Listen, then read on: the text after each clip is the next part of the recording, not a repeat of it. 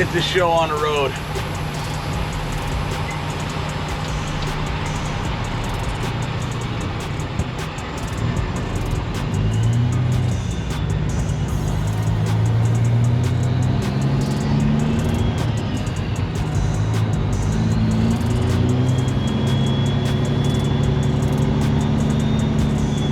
Bottom out right on this hump here. Not bad though. Truck don't weigh much.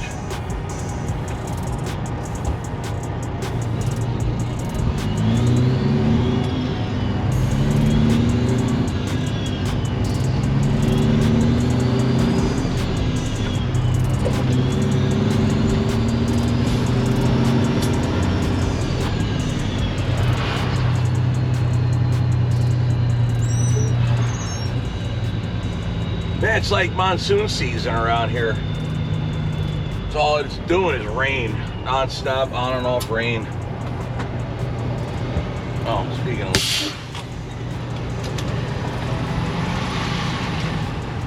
Sunglasses at least off the floor.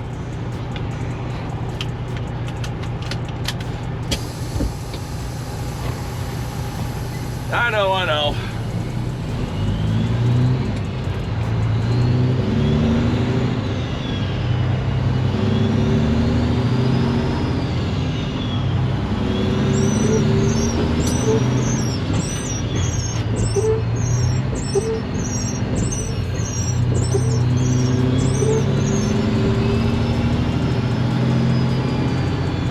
Pull over to fix this. Sorry guys, I forgot where a wiper stroke is when we're going slow. And the forward facing camera isn't showing very well. So I gotta shift it. So let me pull over and get that done real fast. Ugh. We're having a rough time of it. What's up, FSC Trucking? Let's get this video started.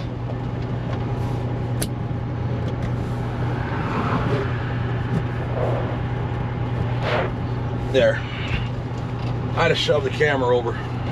Watch. Now the wiper fully strokes in front of the GoPro. I really got to come up with a better way to put GoPros on this truck.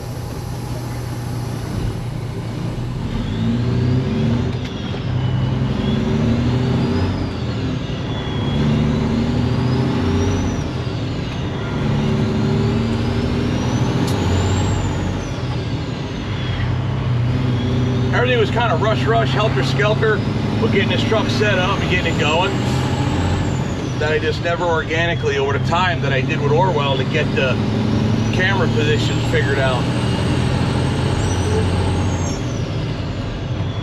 Bear in mind, with Orwell, you know, you're watching a culmination of 4.5, maybe up to 5 years worth of figuring it out.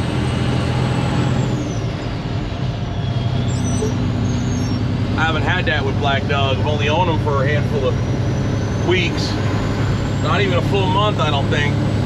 Did 3 loads with them thus far.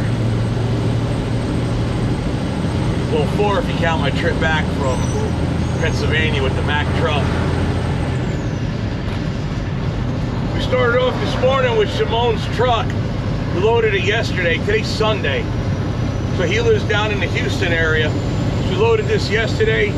Went over to the house, hung out with the wife and kids. They made me dinner. Really good, too.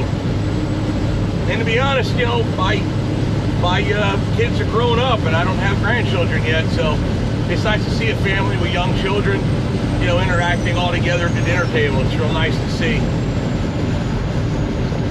So I went back to the truck last night, went to sleep, got up this morning and got going.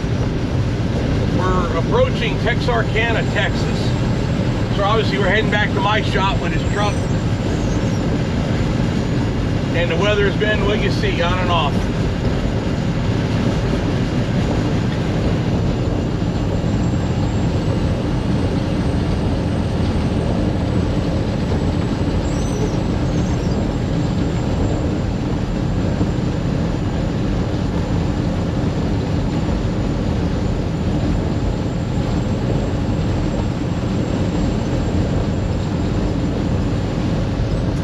Back here at Lowe's, I wanted to get some food. I got a little thing of Chester's chicken. and that'll hold me over. I just ate a couple pieces, but the leftovers will carry me all night. I'll just nibble on a piece here, a little piece there. That'll carry me through the night. It's not even late yet. I'm still in like winter mode, I guess, because the time just changed. Not really all that long ago. And I'm still used to seeing like brighter skies, but all this overcast stuff makes it feel later than it actually is.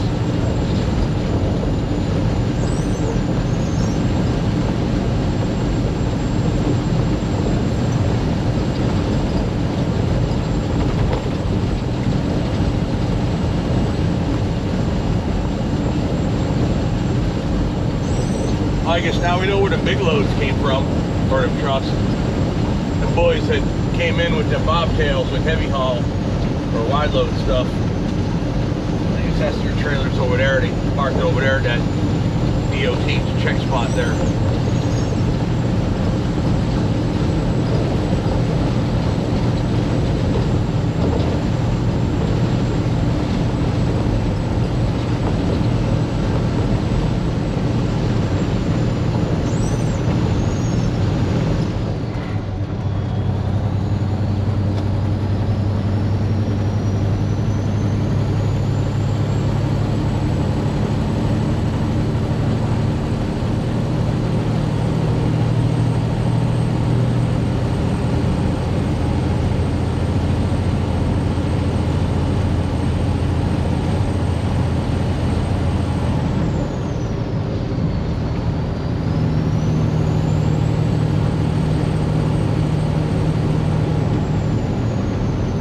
Sky.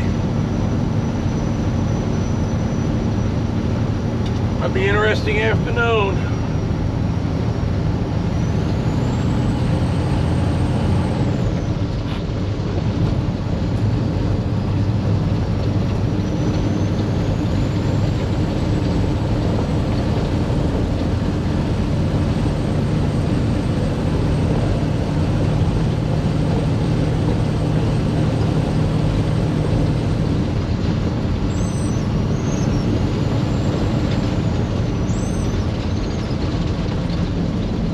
We're not lost.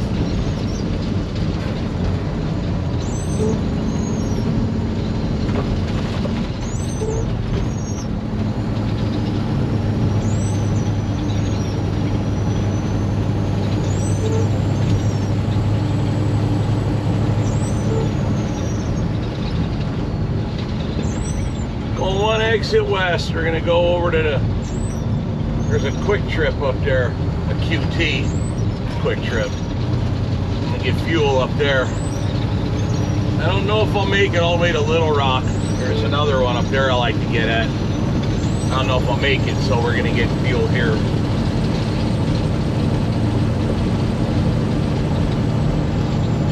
Then we'll turn and burn east and full tanks of fuel.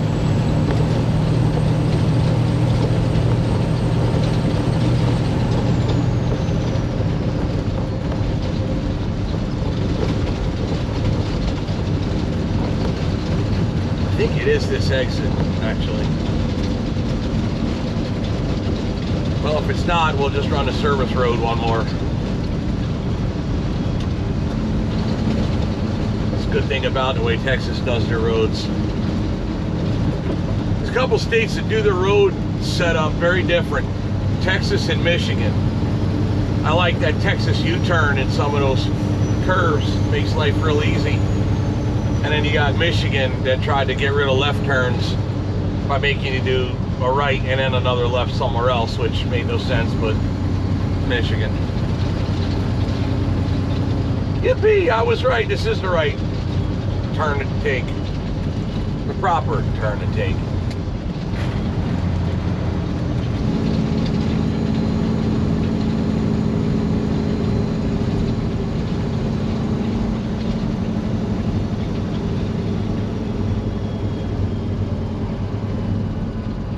Pull in here, circle around it back, pop through the other side.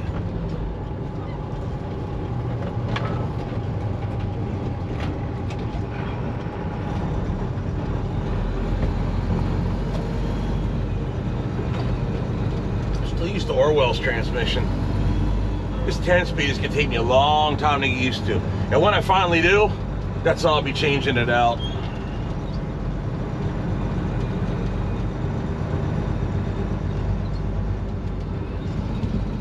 Sorry, Chevy, I had to swing wide.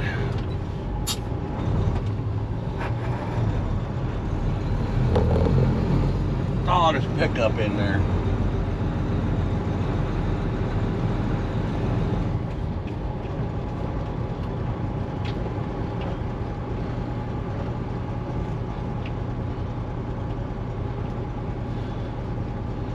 Here we sit, eeny, meeny, miny, mo.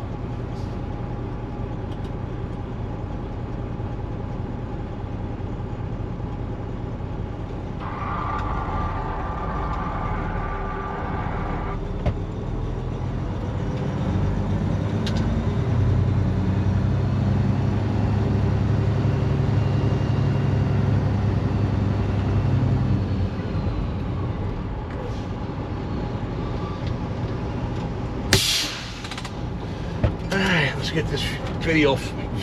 Let's get this fuel flowing.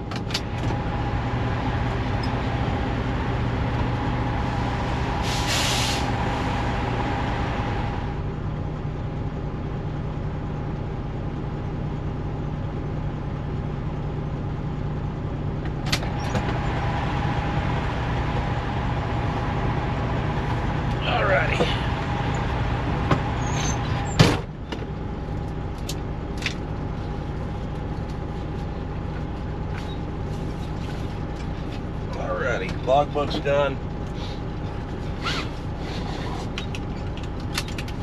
Time to go.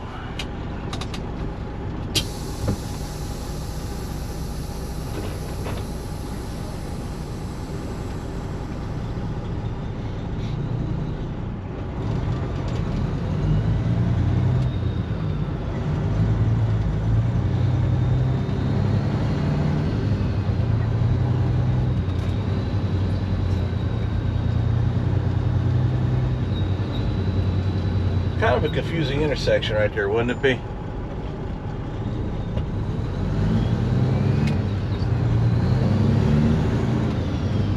Remember I was talking about earlier, that Texas U-turn? Right here. It's on the inside of the turn, so you don't have to go on the outside, make a left at the light and another left at the light. You do it on the inside. No lights. Just a yield on the other side.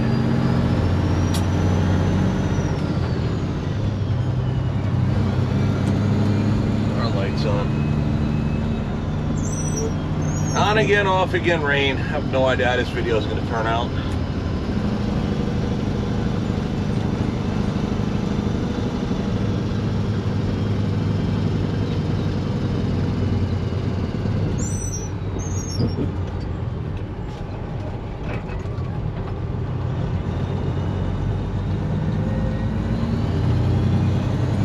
Man, just look at that gorgeous truck back here.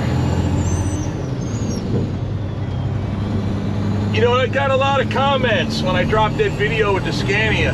Got a lot of people from Europe commenting on there, which is pretty cool, actually. But one thing for sure, they get a lot of, I shouldn't say a lot, but a considerable amount of hate or dislike comments. Now, granted, I put in that video, we drove Bruce Wilson's 2025 Scania, and then we took a ride in old two-stroker's 1970 Peterbilt. They're like, oh, the Americans are decades behind. You realize how old that truck was?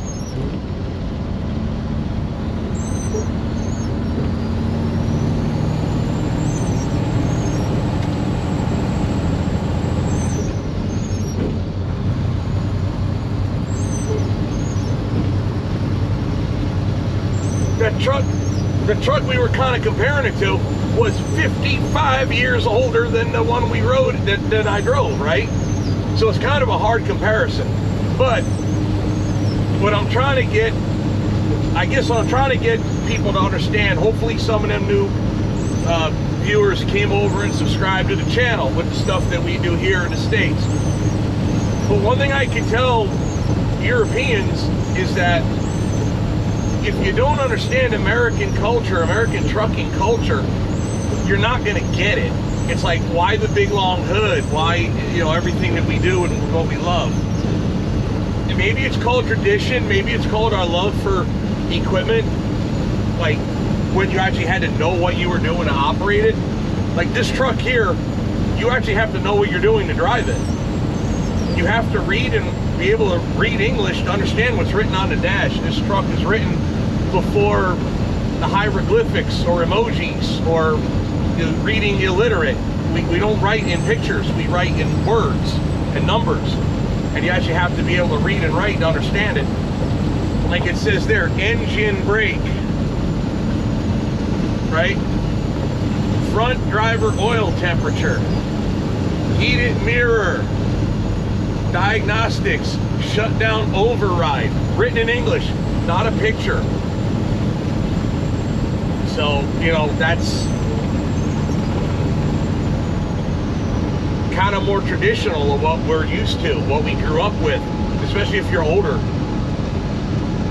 Like I guess, I don't know, I'm not really that old, but I'm 47. I mean, some kids, younger guys grew up with everything being written in pictures and hieroglyphics. You don't actually have to know how to read to actually read a label.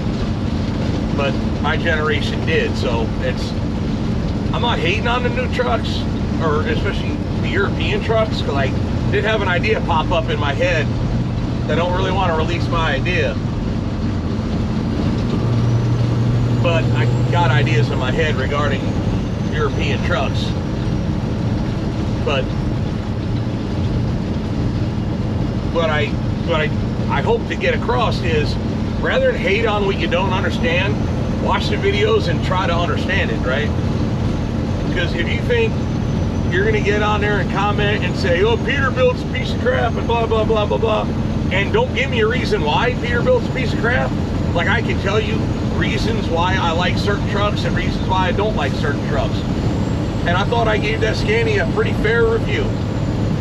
I was real fair with it, what I liked about it, what I didn't like about it. And you know, one of the things I liked about it was the extreme turning radius. That thing turns better than my pickup truck does in real tight spaces. That engine retarder, that engine brake, or whatever you want to call it, when I pulled that handle down, holy crap, that thing, I mean, it locked up the rear wheels. It bounced. It friggin' bounced. So, if it can maintain that level of braking without overheating for a long downgrade, well, yeah, there you go. My problem is the quality of the components, the sensors. What scares me with those trucks is I'm hearing that those things have like 7 different ECMs. And if one goes out, they all go out like damn Christmas lights, right?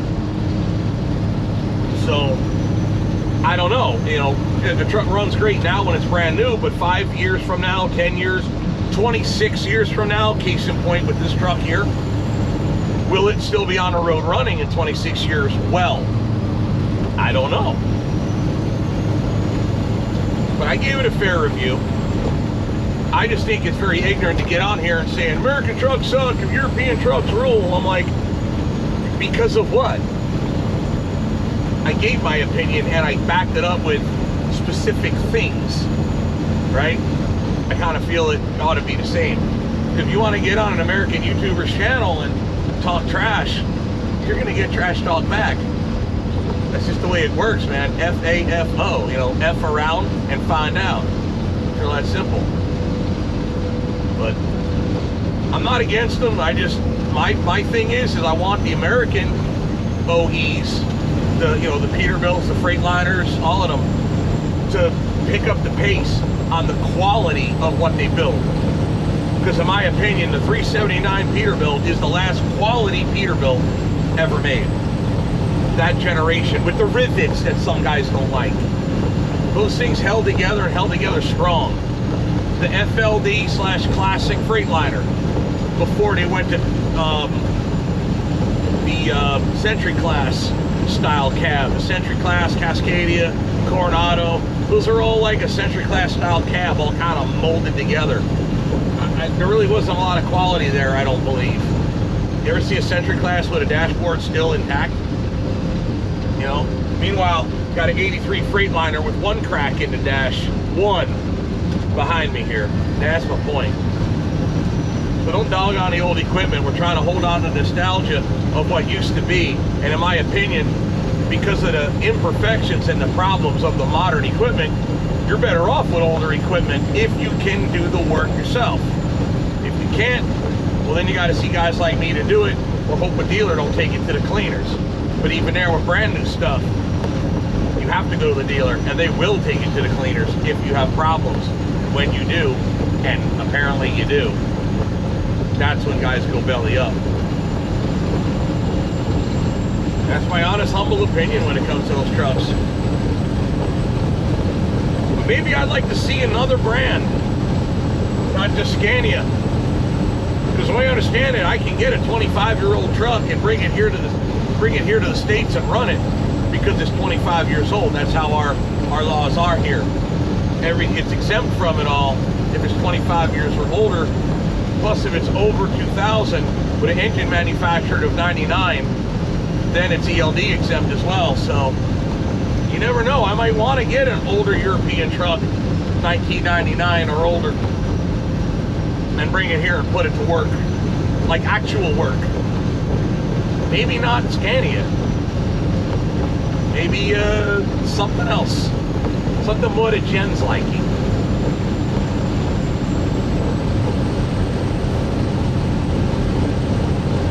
Leave a comment if you figured out what I mean. Come on, girl, let's go.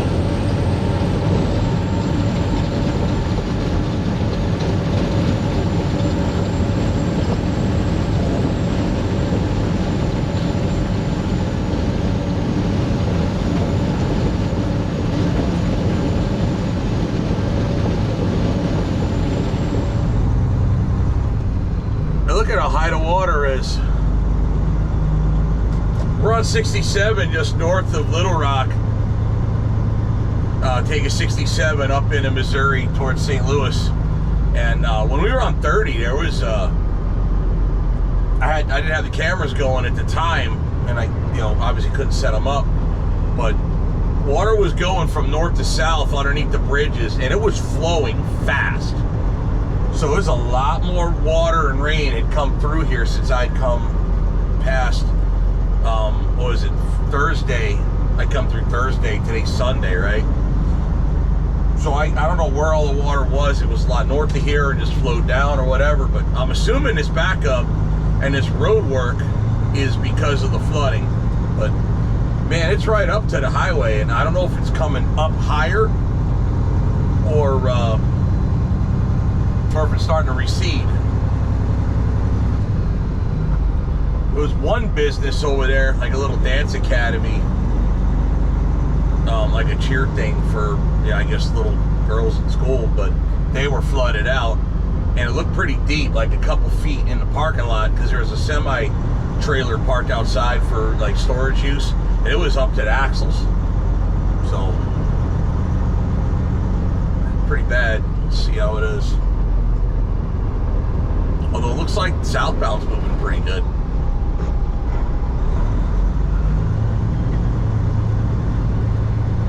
Maybe it's just this side, I don't know.